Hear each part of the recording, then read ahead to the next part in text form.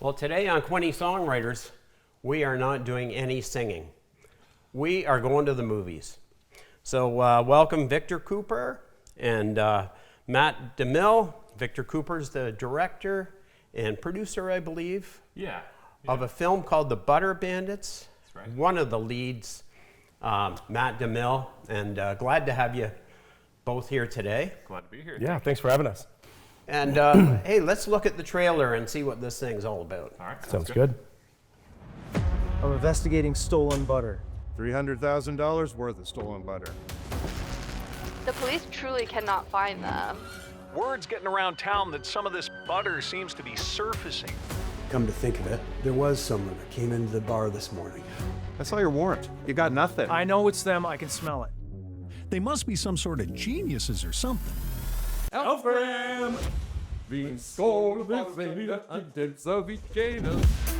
Local businesses are finding it difficult to stay afloat. Butter is at an all-time high right now at $8 a pound. Let me get this straight. You two want to do a butter heist? Exactly. It's so obvious.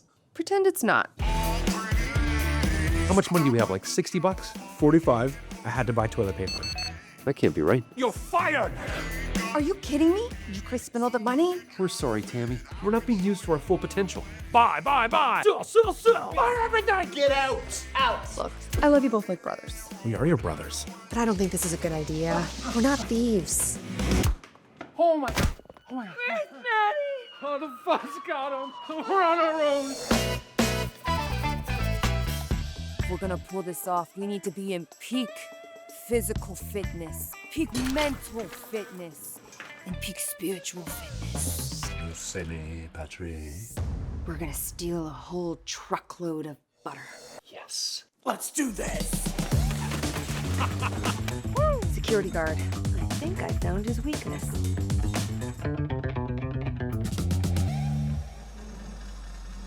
Holy Christmas. There's two.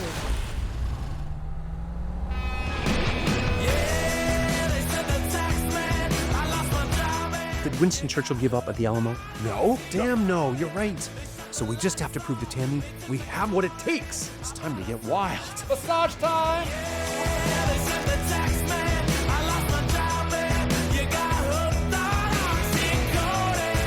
I don't know what's wrong with you, idiot.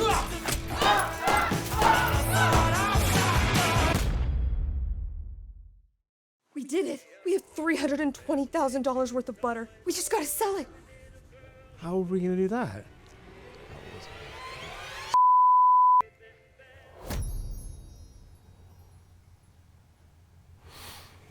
Wow, that looks like a lot of fun. Now this is not a documentary, is that right? No. Loosely based on a true story, though. Okay, tell me about it. You might remember in 2021, I think it was, there was a big butter heist in Trenton. Butter heist? Yeah, they stole 2 tractor trailer loads of butter. I think at the time it was worth about $250,000, and so more now. You know, the part of this film that makes it really interesting for me and everybody probably watching this is this was shot in Belleville. Yeah. Can you tell us about the shoot? Like, how did the city of Belleville help you out? my goodness. Was there problems with permits, that sort of thing? No. What was it like to shoot in this community? It could not have gone smoother, Yeah. I would say. It was really cool. And just seeing, like, not only like being in our own city, but like so many people that we know who aren't actors. Yeah. You know, and Just having a quick roll. yeah, it's really cool. Yeah, I mean, we filmed, I think we had 27 locations total. A bunch of those were at our studio, but so many of them were downtown or at grocery stores or other businesses around the area, and people were just so excited to be a part of it. And yeah, we had 0 location issues. Yeah, and it's funny during the first screening too. Like you could hear throughout the audience, like this shop would pop up, and you could hear people like, "Oh wait a minute," because you literally recognize everything, right? Yeah. Yeah, I think if you're doing a big screening in a local area, you are going to get those oohs and ahs, and it's like I walk that sidewalk every day. That's great. Yeah. I'm glad to hear the community was really behind you. Yeah, absolutely. How long does a film like this take? Oh boy. The filming itself, like the actual shooting, is not that long. I think we had 12 days of full crew, and then 2 or 3 pickup days where there was kind of like a reduced crew just to get little things that we missed. But we've been working on it since October of 2025. Is that right? 2025. Yep. Yeah. Working on it. So cutting it, like, I guess you don't cut film anymore. You just work. No, but I mean, like the pre everything, right? So like the writing and then the pre-production, and then production, and then post-production. Our editor Noah, who's actually here today, he worked on it for probably 5 months. Wow. Of editing, and we had other things to do right in the meantime, so we couldn't dedicate 5 months straight to it, but it was pretty close. He was working on it a lot. So we got a rough cut, and now it's time to chop it into like a bite-sized piece for the theater kind of thing, right? Well, we did a rough cut, but by the time we got into the theater, it was about I think it was 85 minutes. So it was just 5 minutes shy of an hour and a half. Good runtime for a comedy kind of based film. Yeah, people tend to push them too long nowadays. Yeah, it's like it works in Lord of the Rings, but a comedy, you're like, okay, let's wrap this up. Yeah. Honestly, for me, it was there were some long days. This was the first full-length film that I've ever been in. Yeah. But you know what? We have such a great crew that even though the days are long, like the energy is so good. That it just kept it interesting. Now you talk about your crew. How big is this crew? I would say most days it was about, like the crew was about 10 to 12, okay. And the cast is an additional, depending on the kind of scene we're doing, I'd say 5 or 6 main characters, and then if we had extras, so if we were filming at the bar, we'd have extras, or at the theater, and so then it could be as many as 30. Right. Yeah. You gotta. And so would you have like assistant directors, kind of? Hey, you guys, you're in a bar scene. Yeah, sort of. I mean, because we're such a small crew, and like I say, 30 is the biggest thing, and we're all in one room, I tend to not, we didn't have a dedicated AD for this production. Right. Yeah. We actually just work together so well. There's no departments, I wouldn't say. We have a director of photography, we have camera operators, we have grips.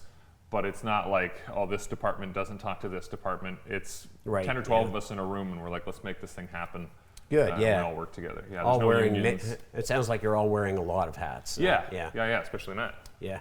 He's got the. And he's still got a hat on to prove it. Yeah. I can't even take this off now. No, it's part of his identity. Yeah. We're gonna watch another little clip from the movie. All right. Sounds good. Do you want to set it up? Sure. So this one is. Obviously, I'm not spoiling anything in telling you that they do a butter heist. So this is just kind of ahead of that. They're thinking, okay, maybe we should do a small heist to kind of cut our teeth and see if we have what it takes. So this is them imagining how the heist will go. Okay. All right. At Cheap's, the butter is in the back of the store, which is perfect. It's a little more hidden. Daryl, we walk in, you begin the 10 count. Matt, you create a distraction at the 5 count.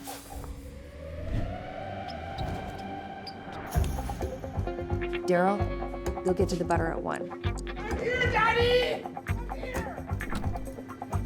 Throw it to me. I'll put it in my jacket. And we're out. What do we think? I think it's brilliant. You remind me of a young Robert Redford. What about you, Matt? I was right there with you the whole time! Let's do this! All right. That's really clever.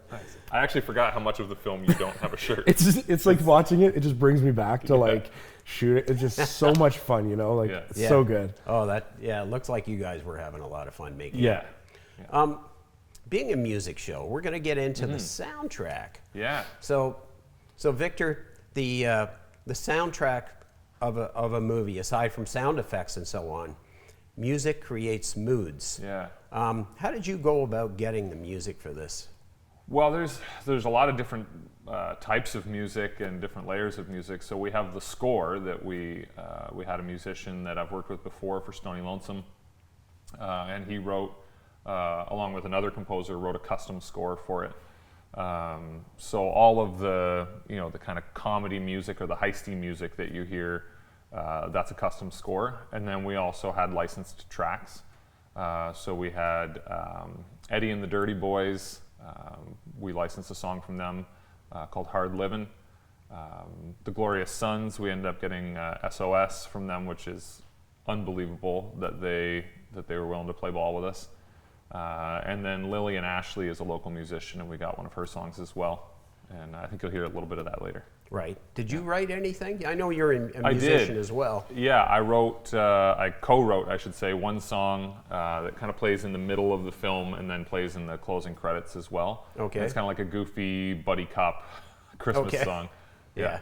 But that's cool to hear your music. Yeah, I get to have a little bit of creative say, so I'm like, well, I'll put one song in there. Yeah, exactly. It's like kind of like what Hitchcock is in all of his movies. Yeah, right? A little bit of a cameo. It's like, kind of cool that we can, I know most people probably don't notice, but like we've pulled these Canadian artists that are friends and acquaintances that maybe everyone might not notice, but it's kind of interesting. But also amazing artists. It's not just our Joe Schmo friends. It's like they're really good at what they do. Very cool. And happen to be really cool people. Yeah. And it's like, I was thinking to myself, like really how important is music? Yeah. And then I thought back to silent films. Yeah. Never had any sound except they always had a piano player or an orchestra. Yeah, usually playing live with them. Because if you put on some clown music in a very sad dying scene or something, it's not going to work. You've got to sort of get the audience to go into what you're thinking about. Yeah, totally. Come along for the ride. There's a great YouTube channel that recuts trailers but with different music, and so it'll make like Mrs. Doubtfire a horror film just by changing the music and recutting the trailer. And that would be hilarious. It doesn't take much, the wrong track, and even within the right realm, even if you are using a comedy track or a sad track for a sad scene, it's still got to be just right. And so. Yeah, it's a lot of work when we're not working with an actual composer and we're just using tracks that we've licensed. It's one of the biggest parts of the job is just finding the right bit of music to. And maybe you've sourced it, found it, and now you need the license. Now you need the record company to say, you can have that for $500,000. Yeah, and it's like. Yeah. Well, wait a minute. I mean, at least that's a quick no for us. At least it's an easy answer. Yeah, exactly. Yeah. Matt, what kind of director was Victor? Uh-oh. Wow. I wasn't prepped with these. I should have. I know. I was told I would be given all the answers to the questions in advance. Honestly, Alicia mentioned this in a podcast recently, but what Victor is really, really good at is keeping the energy up at all times. There was, when we were filming the scene in the garage with the trucks, I think we were there, I think it was like a 16 or 18 hour day. Yeah, it was long. And, by the end, when you hop back into character, you have to be energetic and you have to upbeat and you have to, be yourself again. And Victor, from like the start of the day till the end of the day, honestly, like great energy, and it kept us chugging forward. So it was a great time. Thanks, pal. Hey, no problem. That's a really good point, though. Yeah. That the audience is not going to see how hard you worked, and if that was the 27th take, how frustrated you are, and you just want to get home. Yeah. Because it's hour 16. Yeah. But you've got to be the wild and crazy Matt. Exactly. So. Yeah. And it's especially for you because you are throughout the film so high energy. Yeah. Luckily, you're kind of that way in real life too, so it wasn't that much work. Not much of a stretch. But, yeah. So how did you prepare when you knew you had a script in your hand and Victor had asked you to do this? How did you prepare? Did you get a character and stay in it all the time, or did you? Honestly, like Victor just mentioned, I was kind of myself. You know what I mean? Like from day one. I mean, you are much stupider in the film than you are in real life. Like, you're actually a very smart guy in real life. Other than that, hide it well. But no, and one thing that we can do on set is be creative. So even though the script may say one thing, I'll say to Victor, I'll say, hey, can I try it like with this voice, or can I try doing this? And Victor's like, okay, let's try it that way, and we do it. And sometimes it makes the cut. So just that openness to be creative kind of lets us be ourselves. And that gives you confidence to do your best too. It's Yeah. like, if you're restricted, it's like, well, man, I just got to stick to the script. Yeah, exactly. It's always a back and forth, and we've worked with Matt and Alicia and Kelly so much now that they can usually tell if we're running a little behind schedule. Maybe now's not the time to try new, to improv too much. But you can usually tell, like, oh, yeah, I think we're in a pretty good spot. Let's try something different. Yeah. And, good. And we're all pretty honest with each other. I'll just say, like, guys, we don't have the time right now. Let's just do it as it's written. And then sometimes we would we'd get what we need, and I'd be like, okay, let's just try it again. Do whatever you want. Right. Yes. Yeah. And, no, that's good. sometimes It you get sounds like a gold. really great chemistry on the crew. Yeah. And that's going to be successful every time. Yeah. You kind of have to be like, something might sound weird or look weird, but you kind of just have to be like, we're all good friends. I'm going to try it this way. Yeah. And I know you guys know who I am, so I'm just going to go for it. Someone will tell me if this is trash. Yeah, exactly. Which is really like one of the director's biggest jobs is just to make sure that they can trust you, that if something isn't coming across right, that I'll let them know. Yeah. Right. Yeah. Yeah. No, exactly. That's the job. Yeah. Was there any moments in the film? You think he's prodding at something? Do you think maybe I prepped him ahead of time? He snuck me an idea there. Yeah. Any moments? Are we talking about the beard story? Oh, what's that? The elephant in the room? What's that? So basically, do you want to tell a story? Should I tell a story? No, you go ahead. You want me to go ahead? Yeah, Okay. I So don't want any part of it. being new to acting, continuity isn't one of my strong points, I guess. So after we filmed, there was a week in between the 2 weeks of filming. Yeah. So after week one, I was really, I just wasn't happy with my beard. It was annoying. So after week one, I cut my beard completely off. Shaved it clean. Like clean. And it takes about, 4 to 5 months to grow the beard, just this long. So and it was even bigger, I think, in the film. Was it? Yeah. Yeah. So after I cut it, again, we have a week break in between. I see Victor at the Home and Cottage show, and he says, "What's going on with your beard?" And this, I didn't realize it until he said it, and I was like, "Oh my gosh!" And I said, "No worries, like it'll grow back in a week," which we had till the next shoot. Yeah, and you can see from my face, I don't know how to grow a beard, so I thought maybe this is how he's real good. men Yeah. grow beards. You know, they can just grow a Santa Claus beard You got in it. 5 So days. I had to go fly to Denver, for a really quick business trip before we shot, and I shot a funny Instagram video. Victor saw the video and he's like, "Dude, your beard is like, we shoot in 2 days and your beard's this long." Yeah. So Victor goes online, looks for a beard wig, if that's what you call it. Well, we didn't even know what to look for. Like, we contacted hairstylists, and everybody was saying, "Can you do beard extensions? Is that a thing? Is he gonna have to have beads in his beard now?" I don't know. Yeah, And, AI. We thought about shaving his head because he has a toque on all the time, and then adding that. Somehow taping it to my Gluing, face. yeah. Super glue. So anyways, this woman, amazing woman in Toronto who Misty Fox. Her name's Misty Fox. Love That's a that real name. name. Yep. Yeah. She got a hold of Victor. She had this exact same color, texture, length beard wig sitting in her studio. She drove to Belleville, trained Paige O'Brien. Shout out to Paige, who had to apply it every morning for 2 hours before I got on set. So And so we're still friends. Don't touch it. And then stay for another hour at the end of the day to clean it off. remove You had it. to remove it and then clean it so that it didn't get gummed up. And Yeah. But water under the bridge. Yeah. That's done, and now we can chuckle about We it. can move on. Yeah. Let's watch another clip. Do you want to set this one up? Sure. So this is actually kind of the almost the height of the film in terms of the character arcs, and it's maybe a little bit of a heartstrings moment. And the track behind it is actually Lily and Ashley's track. So this is one of the licensed songs in the film. Well, but now you don't have to say goodbye to Mom, I guess. Yep. Why didn't you, though? Daryl, you and I did not have the same childhood. What do you mean? I never got a chance to be a teenager. I was always busy being a grown-up. That's crazy. What about prom? You're always looking at that picture. You don't remember, do you?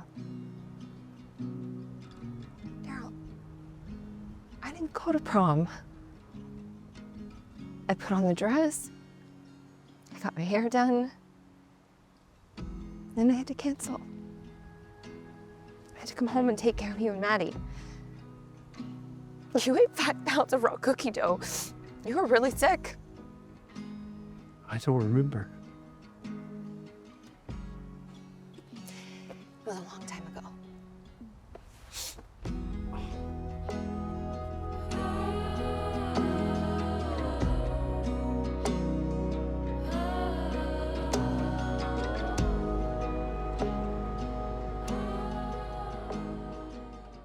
Yeah, it was a little.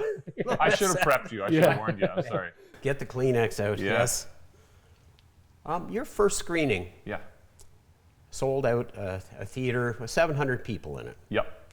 Now, to be fair, it was in Belleville. Yeah. But so you kind of had home field We advantage. had home field there. advantage for sure. Yeah. What's the next step?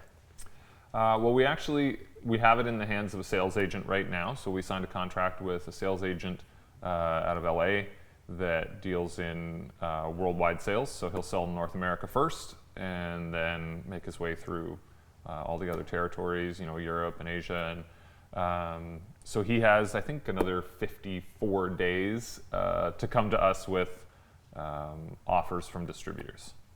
And do you think it's going to get a theatrical release or maybe a limited screens? We will retain the theatrical rights, is my guess, just because most people aren't buying theatrical rights for anything that isn't a $100 million film. Blockbuster kind of thing. So probably what will happen is we will sell the streaming rights to a distributor. We'll retain the theatrical rights, and then we can work with things like film.ca has theaters all over Canada, and we can screen with them. Right. Yeah. Now, I don't know the business that well. Neither do I. We're both learning. Yeah. But is there a chance you can rent screens? Yeah, that's yourself? what we're doing right now, actually. Yeah, I'd heard about that. And we're talking, Cineplexes with 18 screens kind of thing, that sort of thing. Yeah, we can absolutely do that. So like the Cineplex here in Belleville, we can rent that screen and put on a screening. We would probably do it closer to Christmas because it is a bit of a Christmas themed film. Right, yeah, I see the winter coats on and everything, yeah. It'd probably play a little bit better. Yeah. Do you see it what's the streaming game like Netflix and Prime and that sort of thing? It's why you get a sales agent, Right. especially in the beginning when you don't already have a relationship with distributors. So our sales agent already has a relationship with like Gravitas Ventures, a lot of distributors that it's kind of 3 tiers, right? So there's us, and then there's the sales agent. The sales agent has relationships with distributors, and the distributors have relationships with the streaming platforms like Netflix and Prime and Crave and Hulu. And so it's a trickle down, which Right. means the money does the same thing, right? It trickles down. By the time it gets to us, it's... Let's pretend you sold it to Netflix. Do Yeah. they buy it for 6 months? Do they, Yeah, how does that work? it's all different. It would probably be more than 6 months. It would probably be a year or two license. And they have the rights, and then they'll... Yeah, and they'll buy regions and territories, right? So they'll say, we'll buy the North American rights. Right. And then that way we might sell the German rights to Crave, and we might sell if Germany has Crave, I think they do. Yeah. I'm assuming. I don't know. But they might have other streaming services that's in right. different countries. Yeah, so it's all territory based. That's why you might see that there's a new Netflix show and we can't get it here. Exactly, yeah. Canada All the good doesn't ones. get the- yeah. For some We've got a reason. few bangers, but yeah. So Matt, your show is going to get sold in South Korea. Are you going to do the translation? For sure. Quick read and then, Yeah. just do some looping and a I'm good. Yeah. Yep. There's new software coming that's actually not only translating, but then AI is changing the lip movement. Wow. So instead of a dub where Yeah. it's not matching the lips, it actually syncs everything up. Yeah, because that bothers me. I'd sooner watch the subtitles than subtitles. dub. Yeah, Absolutely. Yeah, one of my favorite series, Dark. It's a German series, and we always watch it subtitled because as soon as you put the dub on, it just doesn't steals kind of the actor's performance a little bit. Yeah. So. Last word to you guys. Oh, last word to us. Yep. Watch the film. Keep in touch with us. You can follow us on all our social media handles. The Butter Bandits. Yeah. Butter Bandits. Butter Bandits. Smooth like butter is Smooth the like slogan. butter is our Yeah. Yeah. Excellent. When you see it come out on Netflix or Prime or whatever, we'll keep you in the loop and just watch it a million times. Watch it with your family. Yeah. Yeah. Amazing. You'll like it. I mean, the biggest thing they can do right now is come out to the Empire Theater for the screening on April 30th. Oh, it's playing again. Yeah, it's playing again. We Nice, sold it yeah. out once. Lots of people didn't get tickets, so we're just going to do it Including again. this guy. Yeah, including you. Yours is comped. You've had us on the show now. You're in. All right. But you can get tickets through Eventbrite. So if you follow us on Instagram or Facebook, we post all the time about where to get tickets. Okay. Looked like you guys were having a lot of fun on this film. Yeah. Absolutely. Let's see what could go wrong. We're gonna pull this high stuff. Are we? Sorry. What about you, Matt? I was with you the whole time. Out. I'm sort of trapped. I can't leave. Ooh.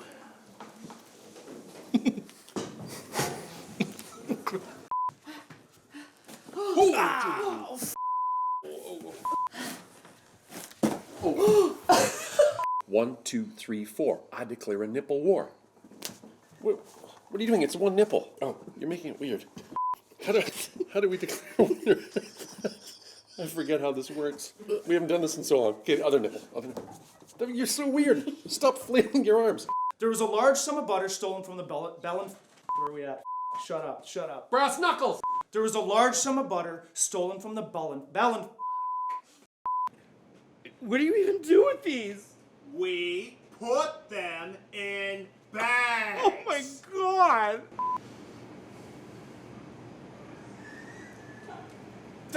Teriyaki?